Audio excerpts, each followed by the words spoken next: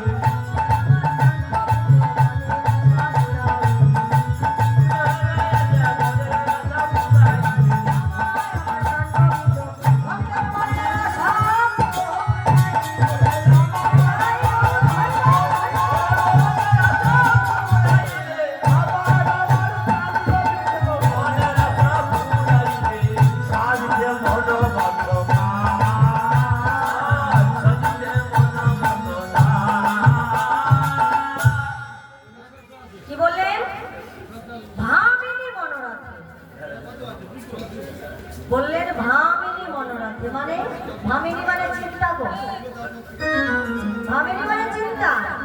গোবিন্দ আমার চলে যাচ্ছে, কার চিন্তা করছে? আমার রাধারানী।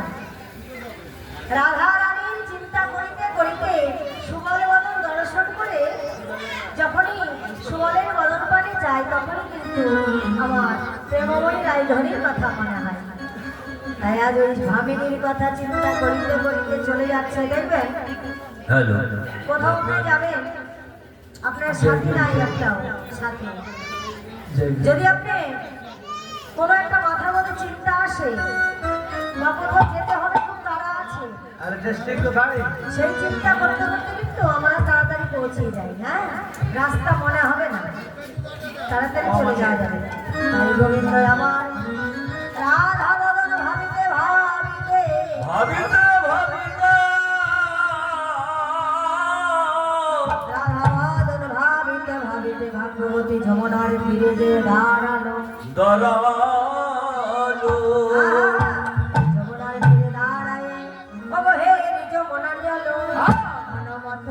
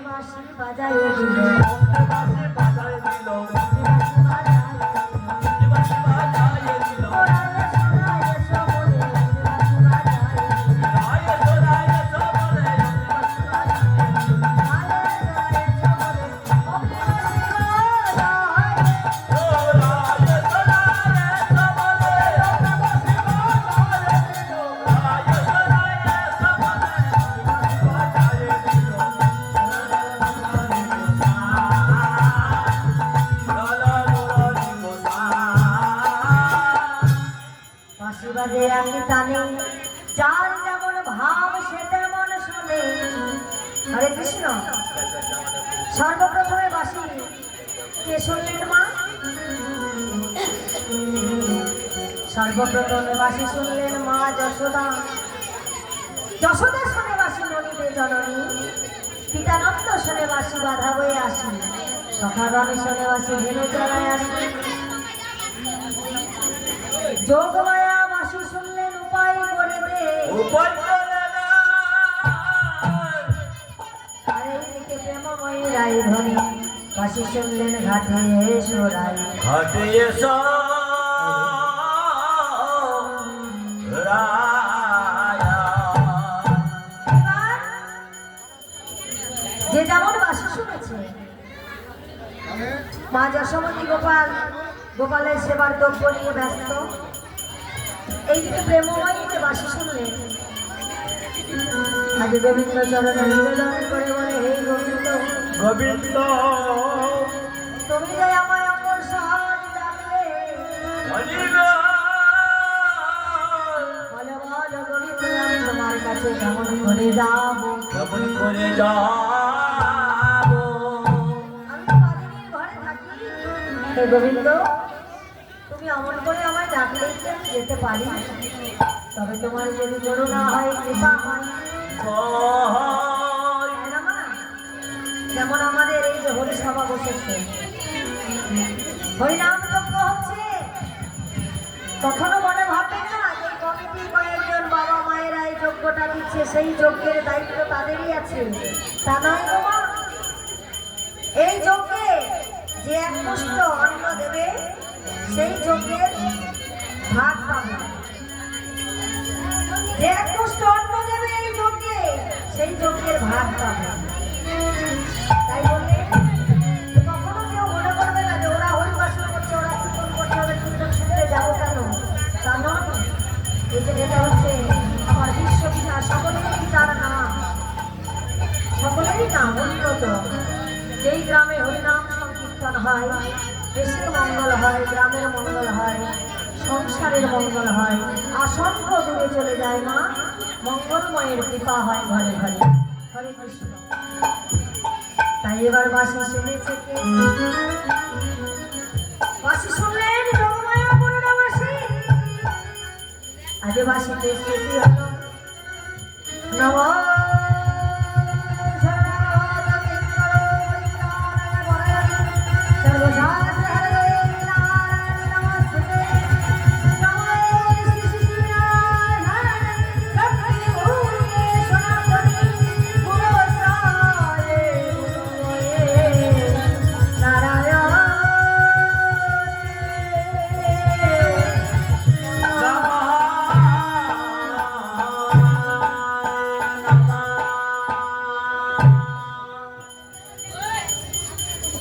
কৈলাস ধরণী মা ঘরের ভাবে বসেছিল।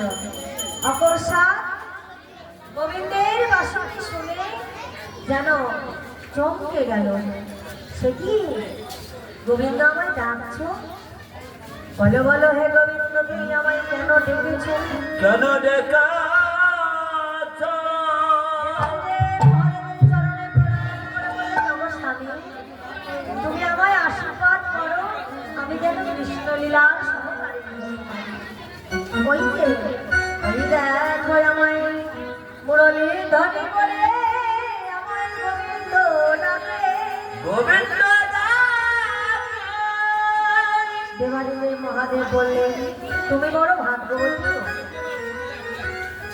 তুমি প্রকৃতি হয়েছ, তুমি নারী, তাই তুমি গোবিন্দ সেবার অধিকার পেয়েছ, আর আমি যুগল সেবার অধিকার পেয়েছ।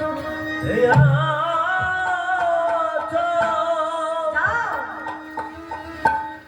যে তুমি যুগল চরণ মাথায় নাও।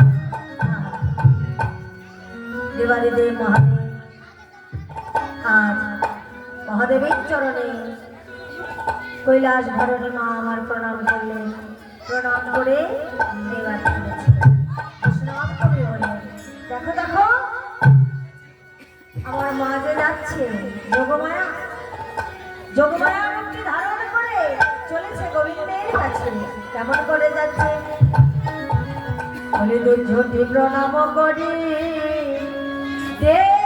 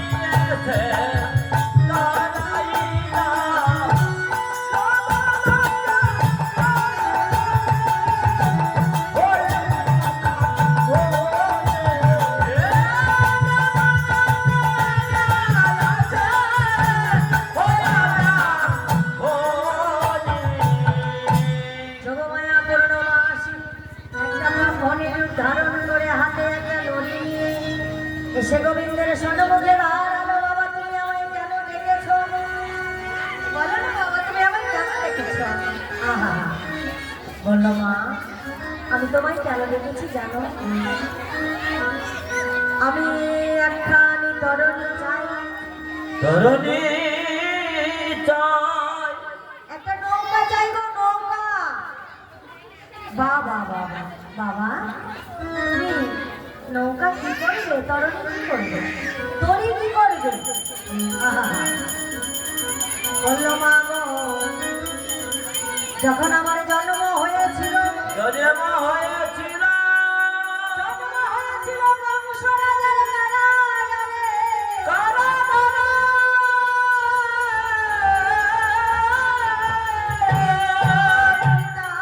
আমার পিতা বসুদেব যখন মাথায় করে গঙ্গা যমুনা পার হচ্ছিল সেই সময় যমুনা ধরিল গিয়া চরণ কমলে। ঝুড়িটা পড়িল গিয়া যমুনার জলে, যমুনা ধরিল গিয়া চরণ কমলে। বলে আর না ছাড়িব হৃদয়ে রাখিব চরণ সেবিব আমি। বৃত্তি বাঞ্ছিত হব আরাধিত রতন পেয়েছি গো আমি। রতন পেয়েছি গো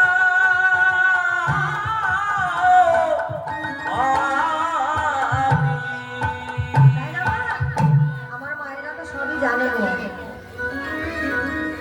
গোপাল যখন কংস মহারাজের কারাগারে জন্ম নিল তখন হল দৈববাণী বসুদেব শুনি রাখি আইসো নন্দালয়। নন্দের ঘটিটা বসিয়া আছে সীতা তাহারে লইয়া আইসো।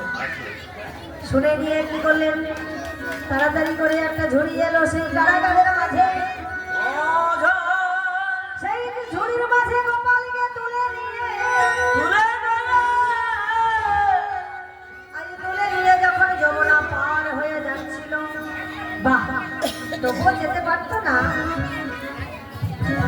ওই যে শ্রীগাল পার হয়েছিল, তাই না মা? যমুনা শ্রীগাল পার হয়েছিল, বসুদেব দেখেছিল। সেই শ্রীগালটাই হচ্ছে যোগমায়া। শ্রীগালের পার হওয়া দেখে মনে সাহস করে বসুদেব জলে নেমেছিল। এত অল্প যমুনার বাড়ি, আবার এত তরঙ্গ ভারী। বাহ!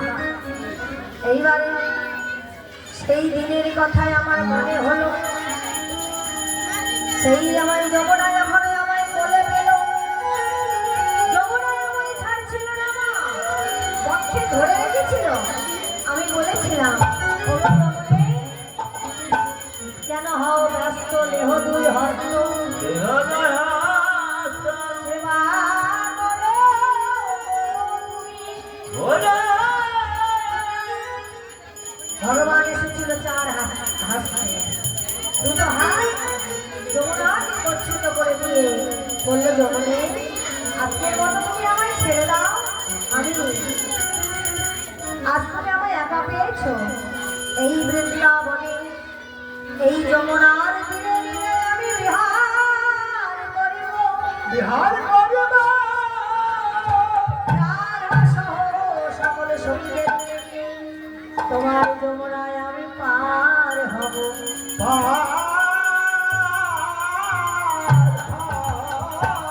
আজ তুমি আমায় একা পেয়েছ, আমি তোমার মনোবাসনা পূর্ণ করব।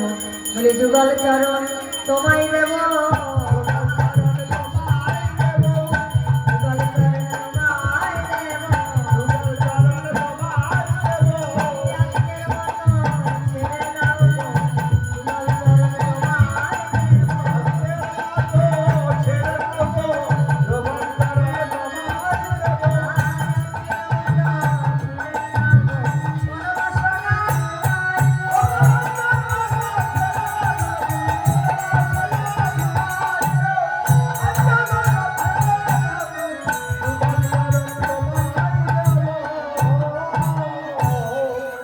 সেই দিনে তোমার মনোবাসনা পূর্ণ হবে।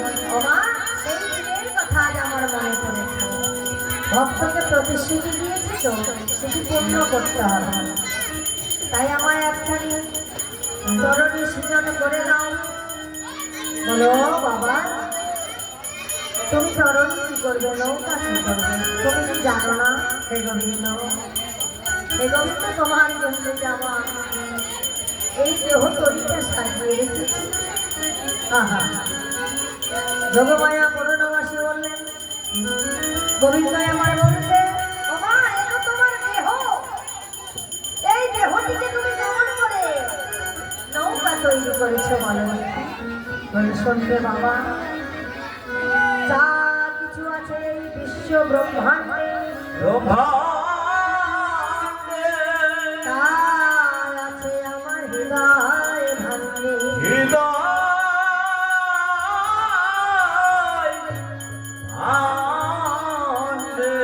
জানো বাবা, যা কিছু দিয়ে তুমি আমায় তৈরি করেছো, আমিও তোমার জন্য নৌকা তৈরি করে রেখেছি। বাহ! তবে বলো না মা, বাবা, তুমি কি জানো না? বলে, আমার আছে দেহ তরি, তুমি আমার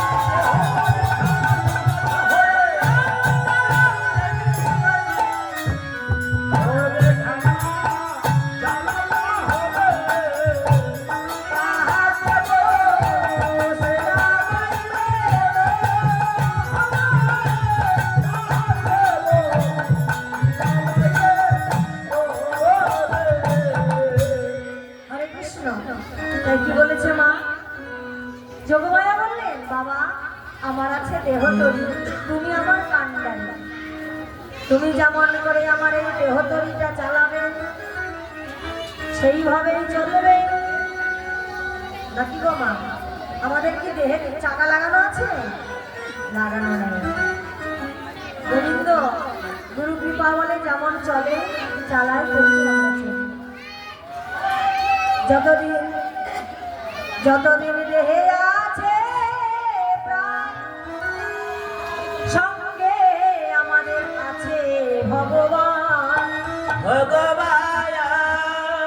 যেদিন প্রাণ কৃষ্ণ চলে যাবে মা, সেই দিন কি হবে জানো? আত্মীয় স্বজন উপহার দেবে গোবর ছড়া। প্রাণ কৃষ্ণ যেদিন চলে যাবে গোবর ছড়া দিয়ে বাহির করে দেবে। আহা, হরি বল হরি বল। যাদের লাগে তুমি সব করলে সব দিলে স্বর্গে হবে। শেষে এই উপহারটা আমরা সকলেই পাবো।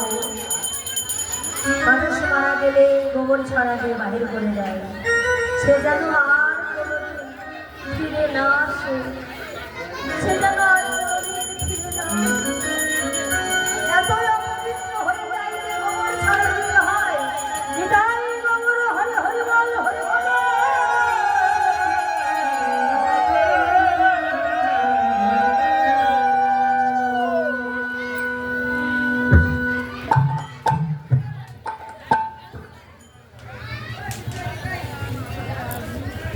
হরে কৃষ্ণ।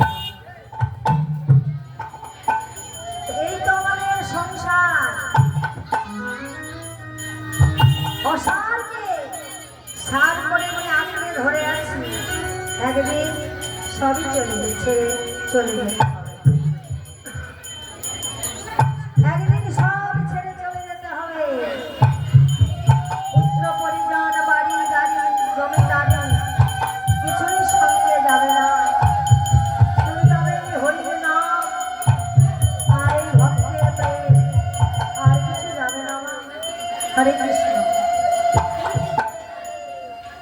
তাই আজ বললেন যোগমায়া, বাবা তুমি কি জানো না আমার বলতে তো তুমি মাঝি।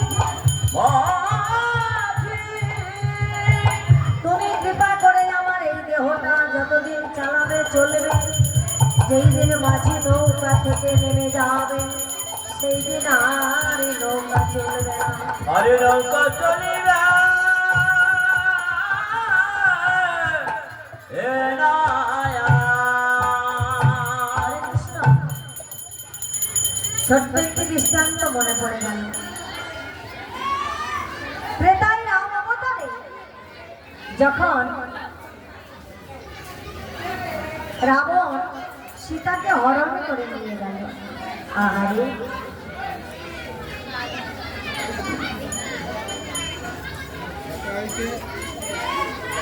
যখন সীতাকে হরণ করে নিয়ে গেল রাবণ,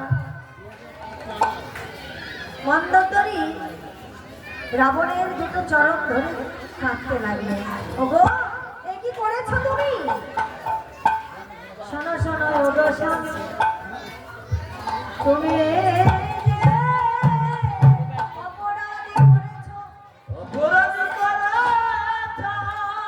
তুমি স্বর্গের লক্ষ্মীকে চুরি করে নিয়ে এলে ভগবানের কাছ থেকে।